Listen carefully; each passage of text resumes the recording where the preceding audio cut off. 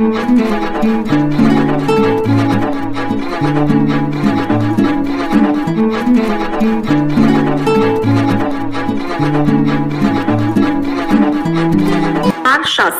राजा भोज ने मां सरस्वती की आराधना और ज्ञान की साधना के लिए भोजशाला का निर्माण करवाया था।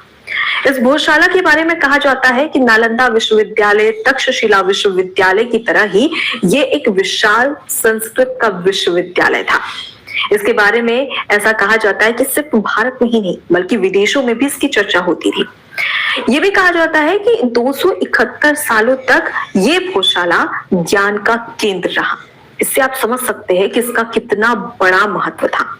लेकिन एक समय ऐसा आया तब इसी भोजशाला को तहस नहस कर दिया गया और तमाम जो धर्म गुरु जो सनातनी थे उनकी आस्था के साथ में खिलवाड़ किया। आस्था इसलिए क्योंकि 1035 यानी कि 1 साल के बाद ही राजा भोज ने बड़े ही शान से और बड़े ही प्यार से और बड़ी ही आस्था से मां सरस्वती की बहुत सुंदर प्रतिमा को इस भोजशाला में स्थापित किया था। लेकिन आज वक्त देखिए कि वही भोजशाला फिलहाल किस स्थिति में है। आज भी अगर कोई सनातनी या धर्म गुरु इसे देखता है तो वह स्तब्ध हो जाता है कि क्या ये वही भोजशाला है जो एक समय में संस्कृत का ज्ञान केंद्र रहा करता था। लेकिन आज वही भोजशाला देखिए। लेकिन सवाल ये कि आज हम इस पर बात क्यों कर रहे हैं। दरअसल आज हम इस पर बात इसलिए कर रहे हैं क्योंकि हाल ही में सुप्रीम कोर्ट का एक बड़ा फैसला सामने आया है। दरअसल हिंदू पक्ष ने 2026 में ही यही 20 जनवरी को एक याचिका दायर की थी। इस याचिका में कहा गया था कि बसंत पंचमी के दिन हम यहाँ पर यानी कि भोजशाला में एक अखंड पूजा करने वाले हैं वाग देवी की, क्योंकि बसंत पंचमी जिसमें मां सरस्वती की आराधना की जाती है, ज्ञान की देवी की पूजा की जाती है और इसी के तहत हिंदू पक्ष ने सुप्रीम कोर्ट को ये याचिका दी थी। लेकिन यहाँ पर सबसे बड़ी बात क्या है, इसके लिए थोड़ा पीछे जाना होगा। बात करेंगे 2003 की, जब यहाँ पर हिंदू और मुस्लिम पक्ष को लेकर काफी ज्यादा विवाद हुआ था। ये मध्य प्रदेश के धार में स्थित है भोजशाला, जहां पर जब विवाद काफी ज्यादा हुआ मुस्लिम पक्ष को लेकर, हिंदू पक्ष को लेकर, ये विवाद क्यों हुआ वो भी हम आपको आगे बताएंगे। लेकिन फिलहाल अगर बात करें तो भारतीय पुरातत्व विभाग की ASI की, जिसने एक आदेश जारी किया था 2003 में हिंदू और मुस्लिम पक्ष को लेकर, जिसमें इस भोजशाला के लिए कहा गया कि हर मंगलवार को जो हिंदू है वो यहाँ पर पूजा करेंगे, तो वहीं पर हर शुक्रवार को जो मुस्लिम है वो यहाँ पर नमाज अदा करेंगे और बाकी जो 5 दिन बचे हैं वहां पर टूरिस्ट के लिए इस भोजशाला को खोल दिया जाएगा। अब इसी बीच में ये भी कहा गया था हिंदू पक्ष के लिए कि हर मंगलवार को हिंदू पक्ष यहाँ पर पूजा करेगा, लेकिन जब भी बसंत पंचमी आती है किसी भी दिन तब भी हिंदू पक्ष यहाँ पर पूजा कर सकता है। अब इसी बीच में बात करें तो 2013 और 2016 की, 2013 और 2016 में कुछ ऐसा हुआ था कि बसंत पंचमी जो आई थी वो शुक्रवार के ही दिन आई थी, जब परमिशन दी गई थी कि शुक्रवार के दिन जो मुस्लिम है वो नमाज अदा कर सकते हैं। अब इस बीच में करे तो करे क्या। हिंदू पक्ष ने साफ तौर पर कह दिया कि अब हम यहाँ से नहीं जाएंगे क्योंकि हमें मां सरस्वती की पूजा करनी है, वाग देवी की पूजा करनी है। अब इसी बीच में काफी ज्यादा विवाद बढ़ता है। जो प्रशासन है उन्हें हवाई फायरिंग करना पड़ता है, लाठीचार्ज करना पड़ता है, जिसके बाद में ये मुद्दा काफी ज्यादा गर्मा गया था।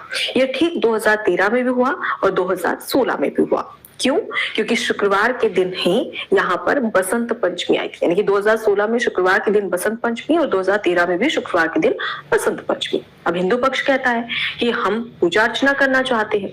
अब फिलहाल की बात करें तो फिलहाल सुप्रीम कोर्ट ने क्या बड़ा फैसला सुनाया है इस याचिका को लेकर, जिसमें हिंदू पक्ष ने कहा कि हम बसंत पंचमी के दिन यानी कि 23 जनवरी को एक अखंड पूजा करना चाहते हैं वाग देवी की, और इसी के तहत तमाम जो आध्यात्मिक चीजें होती है, परंपराएं होती है, अनुष्ठान होते हैं, पूजा अर्चना होती है, वो यहाँ पर होगी। अब इसी याचिका पर सुप्रीम कोर्ट ने फैसला सुनाया। सुप्रीम कोर्ट ने ये कहा कि यहाँ पर एक समय निर्धारित कर दिया, क्योंकि बात करें तो शुक्रवार को जुमे की नमाज जो मुस्लिम है वो अदा करते हैं इसी भोजशाला में, अब इस बीच में विवाद हो रहा था, तो हिंदू पक्ष की ओर से ये कहा गया कि हमें पूरा समय भी दिया जाए, यानी कि सूर्योदय से लेकर सूर्यास्त तक हम यहाँ पर पूजा अनुष्ठान कर सके, एक अखंड पूजा करने जाते हैं। अखंड पूजा का महत्व ये होता है कि उसे बीच में रोका ना जा सके। लेकिन सुप्रीम कोर्ट का जो फैसला आया उसे साफ समझ में आता है कि कहीं ना कहीं इस पूजा में एक थोड़ा सा व्यवधान होगा, जो खुद हिंदू पक्ष कह रहा है। इसके बाद में मुस्लिम पक्ष को क्या कहा गया ये भी हम आपको बताएंगे, लेकिन सुप्रीम कोर्ट का फैसला सुनाते हैं। सुप्रीम कोर्ट की ओर से ये कहा गया कि सूर्य उदय बसंत पंचमी यानी कि 23 जनवरी को सूर्य उदय से लेकर दोपहर के 12 बजे तक जो हिंदू पक्ष है वो यहाँ पर अनुष्ठान पूजा पाठ कर सकता है। फिर उसके बाद में 1 बजे से लेकर 3 बजे के बीच में जो मुस्लिम पक्ष है वो यहाँ पर जुमे की नमाज अदा कर सकते हैं। फिर 4 बजे से लेकर सूर्यास्त तक फिर से जो पूजा पाठ करना है, हिंदू पक्ष को अनुष्ठान करना है, वो यहाँ पर कर सकते हैं। अब इसी बीच में हिंदू पक्ष ने मुस्लिम पक्ष को ये कहा कि अगर आपको नमाज अदा करनी है तो आप शाम को 5 बजे के बाद कभी भी कर लीजिए। हम चाहते हैं कि हमारी जो पूजा है वो खंडित ना हो या फिर उसमें किसी तरीके का व्यवधान ना आए, इसलिए हम चाहते हैं कि हम ये पूजा कंटिन्यू करें। इसके बाद में मुस्लिम पक्ष ये कहता है कि जुमे की नमाज है, इसका कोई समय नहीं है, इसका समय 1 से 3 के बीच में ही होता है।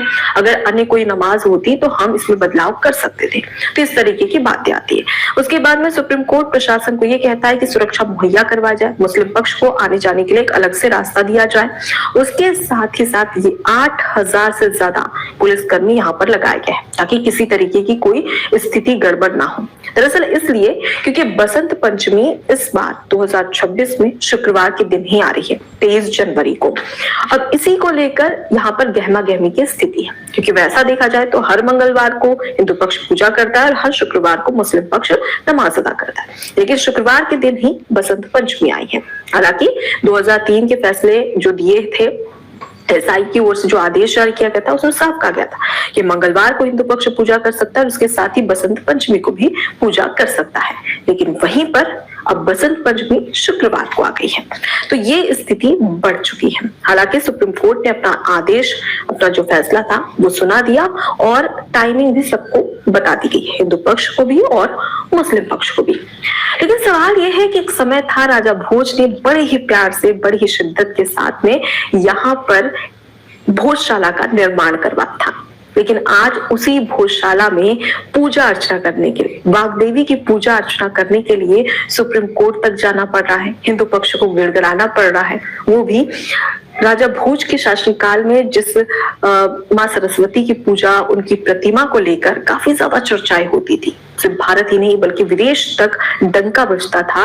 आज उसी भोजशाला में हिंदुओं को, सनातनियों को पूजा पाठ करने के लिए गिड़गिड़ाना पड़ रहा है, परमिशन लेना पड़ रहा है। ये सच में दुर्भाग्य है। आखिर ये किस तरीके की स्थिति यहाँ पर पैदा की जा रही है। हालांकि अगर हम बात करें तो हम जिस तरीके की बात करते हैं कि सर्वधर्म हिताय सर्वधर्म सुखाय, तो उसी के तहत सुप्रीम कोर्ट का भी ये फैसला आया, जिससे कि किसी भी तरीके की स्थिति खराब ना हो, चाहे दोनों ही पक्ष की ओर से क्यों ना हो। अब यहाँ पर प्रशासन को जिम्मेदारी दी गई है कि आप ये तय करिए कि किसी तरीके की किसी भी अहिंसक घटना यहाँ पर ना हो। अब यहाँ पर अगर बात करें तो क्या था, कैसे जो तक्षशिला नालंदा विश्वविद्यालय जिससे कंपेयर किया जाता था भोजशाला को, संस्कृत का एक विश्वविद्यालय जहां पर राजा भोज ज्ञान की साधना किया करते थे, माँ सरस्वती की आराधना किया करते थे, आज उसी भोजशाला को जिस तरीके से हिंदू पक्ष और मुस्लिम पक्ष में विवाद हो रहा है, इसके पीछे की वजह क्या है, इसके पीछे की जड़ क्या है? इसके पीछे की जड़ है मुगल आक्रांता। जी हाँ, दरअसल अगर हम बात करें तो 1269 में अरब मूल के कमाल मौलाना धार में बसे। उन्होंने योजनाबद्ध तरीके से वो धार में बसे। इसके बाद में 1305 में अलाउद्दीन खिलजी ने मालवा में आक्रमण किया और इस दौरान उसने इस्लामिक राज्य की स्थापना की। अब इसी के बीच में लगातार विवाद बढ़ता गया क्योंकि मुगल आक्रांताओं के निशाने पर थी भोजशाला। अब इसके बाद में अगर मैं ये जो बता रही हूँ ये सभी किताबों में दिया है, उसी के आधार पर आपको बता रही हूँ। फिर सन 1514 में महमूद शाह खिलजी द्वितीय ने आक्रमण कर भोजशाला में मस्जिद में परिवर्तन करने का प्रयास किया लाना था, जो कि सबसे पहले जो धार्मिक बसावट के लिए आया था। उसी कमाल मौलाना की जब मृत्यु हो जाती है उसके 204 वर्ष के बाद में जो खिलजी है वो यहाँ पर इसी भोजशाला के बाहर में जो मकबरा है वो बनाता है, वो भी 204 साल के बाद में। मतलब एक तरीके से ये कहा जा सकता है कि जो हिंदू सभ्यता थी उसे तहस नहस कर दिया गया और अब उसी को लेकर पूरा विवाद हो रहा है। जहाँ हिंदू पक्ष कहता है कि हम नमाज अदा करेंगे, हिंदू पक्ष कहता है कि 1034 में हमारे जो मतलब राजा भोज थे उन्होंने यहाँ पर इसकी स्थापना की थी, भोजशाला को बनवाया था।